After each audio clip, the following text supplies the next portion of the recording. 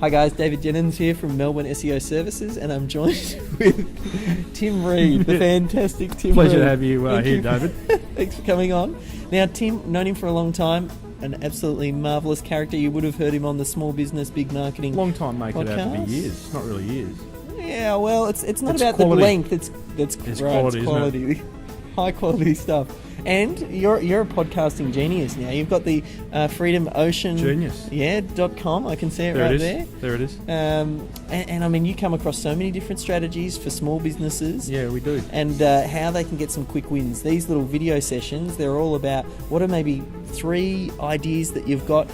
I know you're talking this weekend about podcasting, so maybe if there's some of those, is there something, if you had a friend or a family member who is running a small, medium-sized business, what would you say? You've got to be doing this to get some quick wins.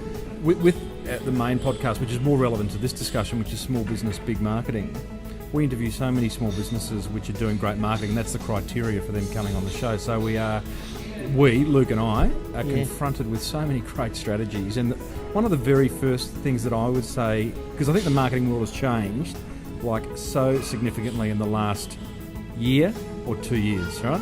And one of the great things as small business owners, we're now publishers, right? Yep. We're not.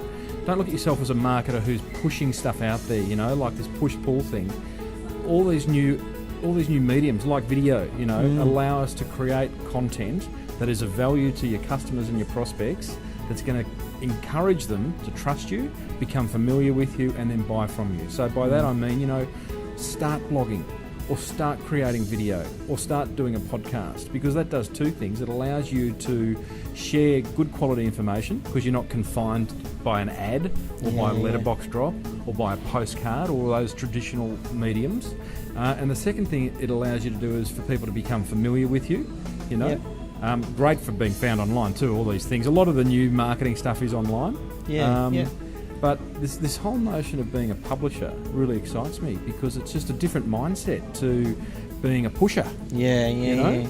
As a small business owner, you know what it's like. The last thing they feel like they need is another to-do item. They think they're running at capacity to just getting shit done, or getting stuff done.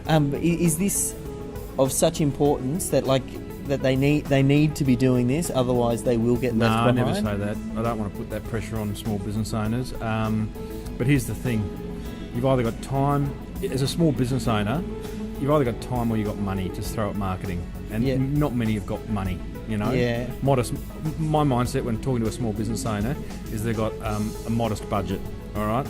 And there's no such thing as a free lunch. So if you haven't got money, then you've got to have time. Yeah. And, to blog or to podcast or to video or to set up an AdWords campaign or to do any of these new online marketing things, it doesn't cost a lot of dough, but it is going to take time. Yeah. And then you have that whole outsourcing discussion, which you called me a genius, I'll call you a pioneer of.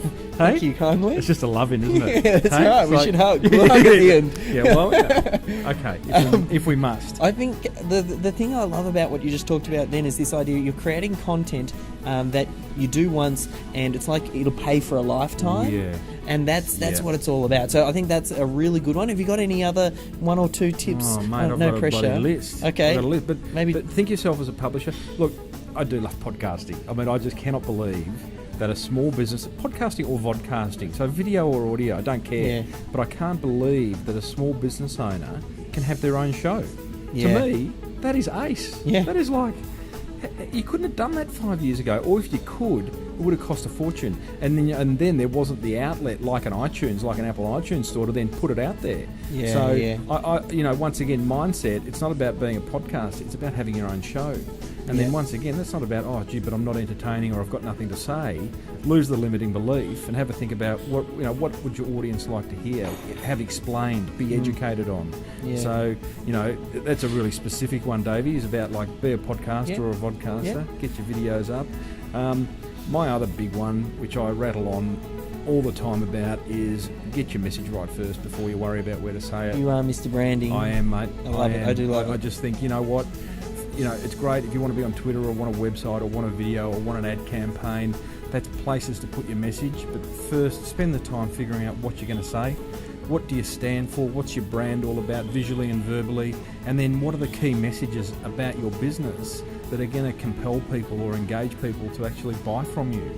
I think you hit the nail on the head there with that last one, and you might not even know, but you influenced it big time what we do at Melbourne SEO Services. I have to get found online. You had made that comment in a discussion, and it's now that's what we do. Good. We help businesses get found online.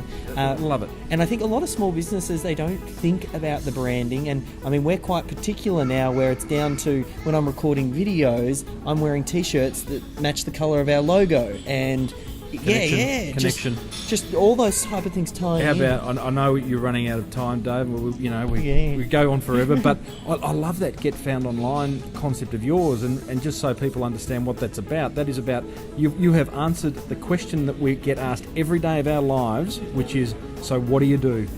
Yeah? And you could say you're an SEO guy, but that would draw a blank. Yep. I could say I'm a marketing guy, but that draws a blank. You say you get people found online. I say I show businesses how to be irresistible, and then the discussion starts, the conversation starts. And Greg, if I was going to leave people with one question, it'd be like, so what do you do? Answer that in an emotional, benefit-driven way, and you're on a winner. Wow, there we go. Couldn't have put it better myself. Usually I like to wrap up the end of these ones. Love that little haircut of yours, Dave. It's perfect timing sharp. for the new video too. So there are some great tips there. If they want to find out more great tips, you can head over to Small Business Big Marketing, which is the podcast, or my consultancy is theideasguy.com. Perfect. Thank you. Big thanks.